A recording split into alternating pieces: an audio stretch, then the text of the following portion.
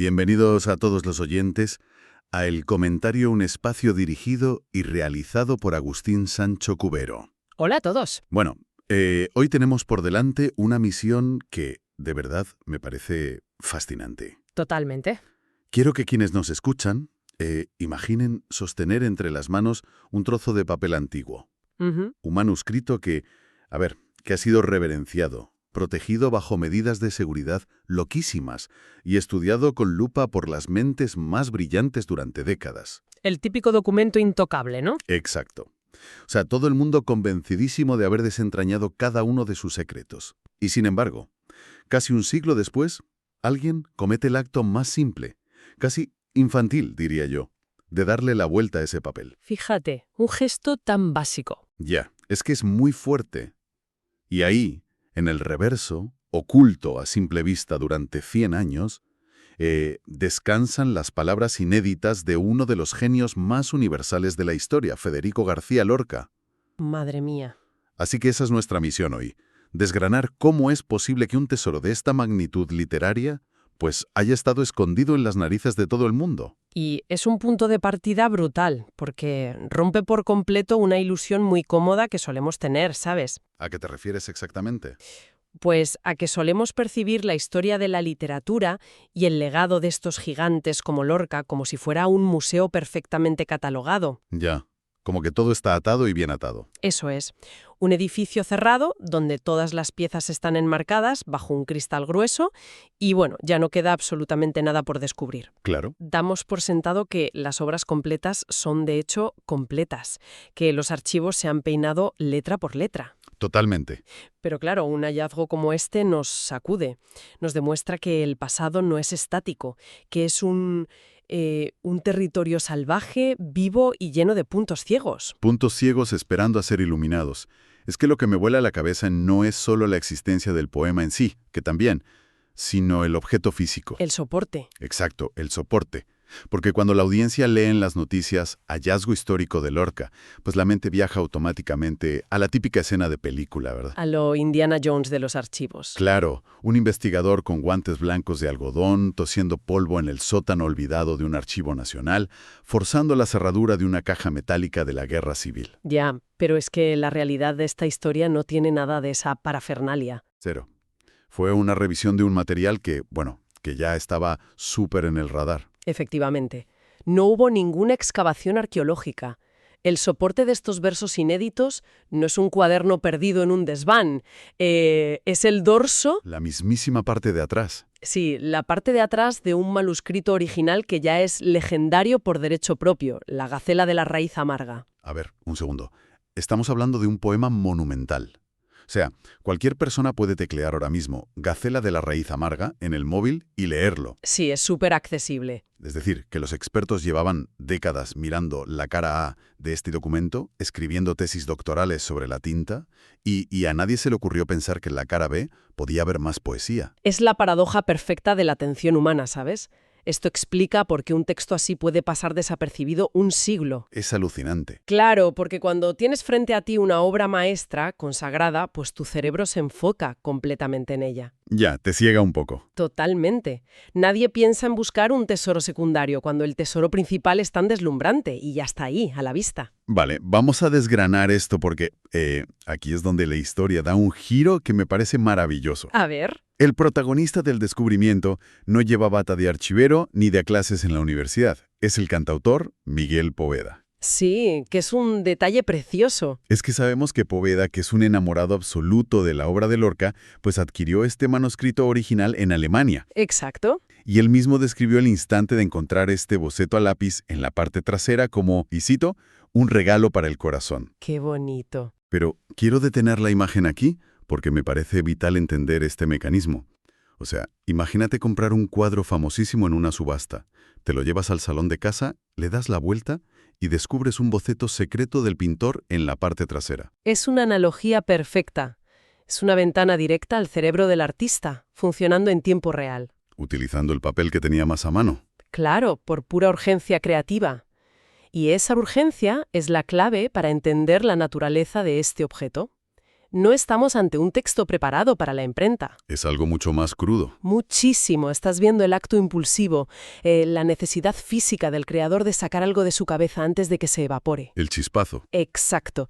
El artista siente el chispazo, agarra el primer papel que pilla, que casualmente es el reverso de una obra maestra, y plasma la idea. Ostras. Pero claro, por muy poético que resulte el viaje de esta hoja hasta las manos de Miguel Poveda, todo eso se queda pequeño cuando uno lee lo que Lorca dejó escrito ahí. Pues quienes nos escuchan probablemente se estén preguntando ahora mismo por qué 6 líneas de texto justifican tanto revuelo. Es una pregunta súper lícita. Porque, a ver, todos apuntamos pensamientos fugaces en servilletas y luego las tiramos.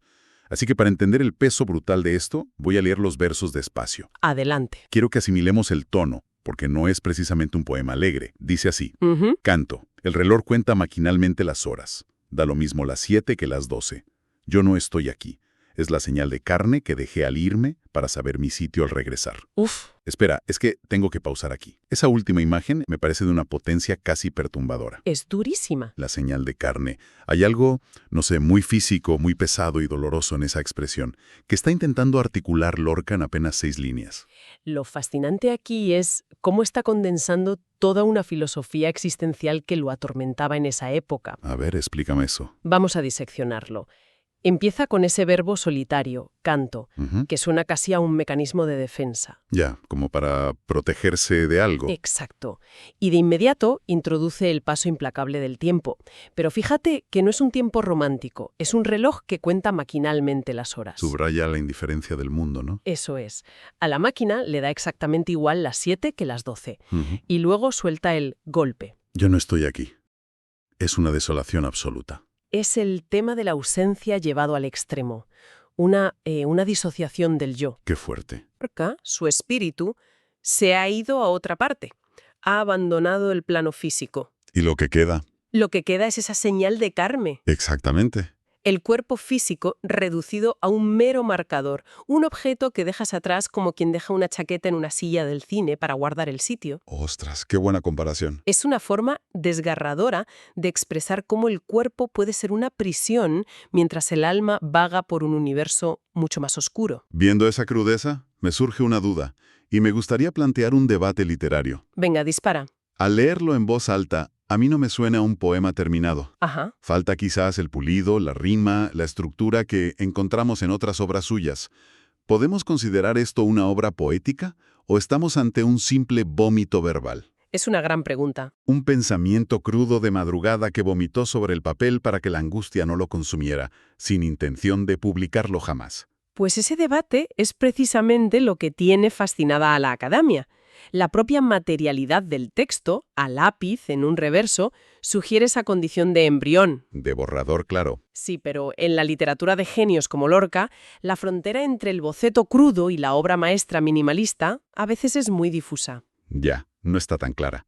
Para entender por qué esta crudeza es tan potente, es vital salir del texto y mirar el calendario. Tenemos que ubicar el momento exacto de su vida. Bueno, sabemos que el texto de la cara A, la gacela de la raíz amarga, nos da la coordenada temporal perfecta, ¿verdad? Exacto. Nos sitúa de lleno en el año 1933. Pero para quienes no somos expertos, ¿qué significa 1933 para Lorca? Pues mira, no es el mismo joven que escribía romanceros gitanos años atrás. En absoluto. ¿Y cómo era entonces? 1933 es una época de madurez desbordante, pero también de una oscuridad existencial muy, muy profunda. Claro, eso encaja con el poema. Es el en el que forja las piezas del diván del Tamarit, una colección donde adopta formas poéticas árabes, como las gacelas. De ahí el título de la obra de la cara principal. Eso es. Y en esta etapa él está obsesionado con la muerte, con el deseo frustrado, la identidad. Ha estado en Nueva York, ha visto la maquinaria despiadada del mundo. El reloj maquinal que decíamos antes. Exacto. Todo conecta. Ha vuelto a España con una visión muy trágica.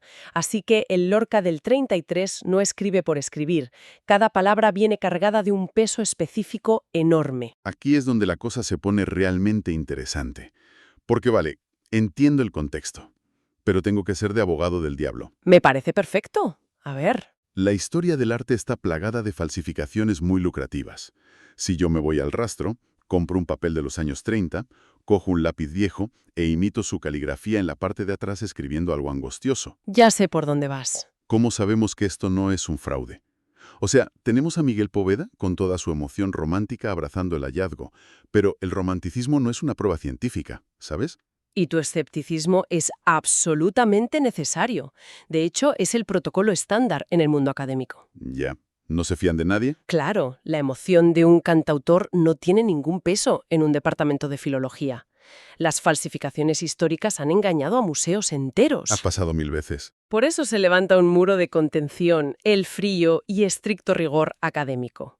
Aquí la ciencia de las palabras toma el control para responder a tus dudas. ¿Y cómo funciona ese filtro exactamente? Porque no me imagino a un filólogo metiendo el papel en una máquina de rayos X. Bueno, algunos sí lo hacen con el papel, pero hay un proceso lingüístico clave, casi como lingüística forense. A ver, explícame eso de forense. No se limitan a leerlo y decir, uy, suena triste, seguro que es de Lorca. La filóloga y experta Pepa Merlos, que respaldó la autenticidad, hizo una autopsia al texto. ¡Qué fuerte! ¿Buscando qué? Buscan huellas dactilares acústicas y conceptuales. Me intriga muchísimo ese concepto. ¿Cómo rastreas la acústica en un papel mudo? Pues analizando la arquitectura de las palabras. Primero, el campo semántico. La palabra carne y la idea del cuerpo como envoltorio aparecen en otros escritos suyos del otoño del 33. Y la respuesta es que sí. Sí, encaja perfectamente en su evolución mental. Luego van a la estructura. Si Lorca usaba una métrica interior específica, un ritmo interno, este nuevo poema tiene que latir con ese mismo ritmo. O sea, un falsificador puede imitar la letra y copiar palabras.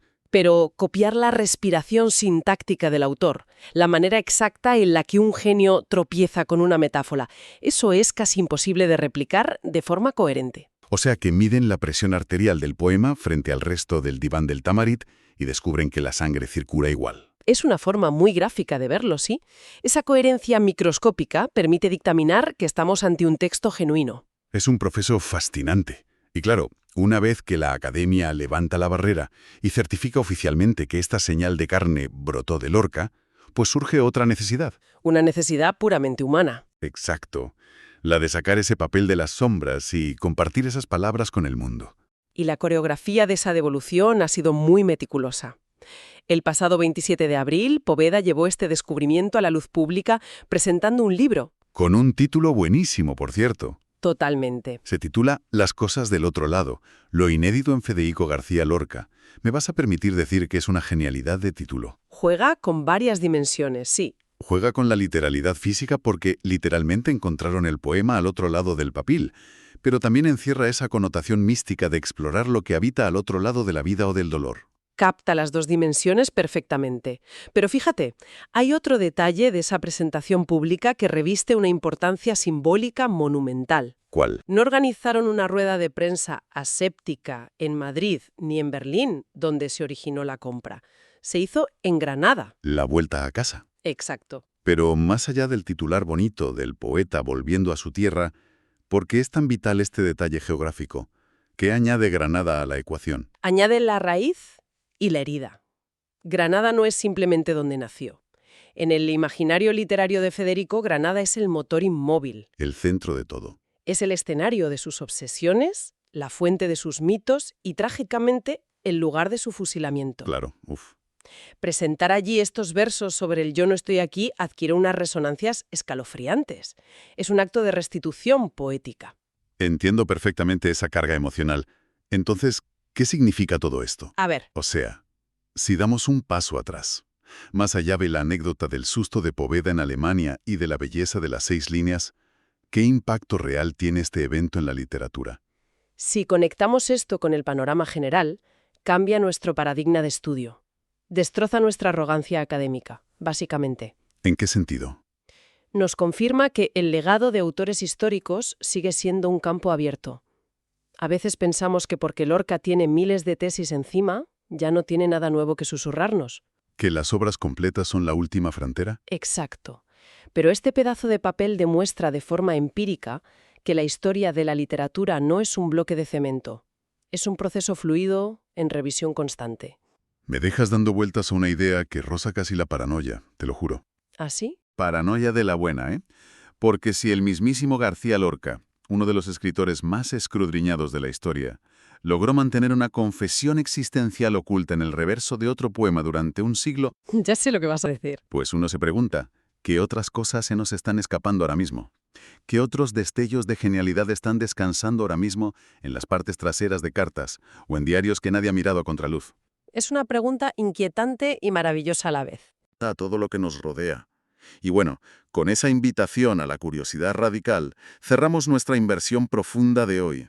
Contenido creado por Agustín Sancho Cubero para su canal El Comentario, disponible en YouTube y en las principales plataformas de podcasts. Suscríbete, dale me gusta y comparte si te ha gustado. Así me apoyas para seguir creando contenidos. Muchas gracias.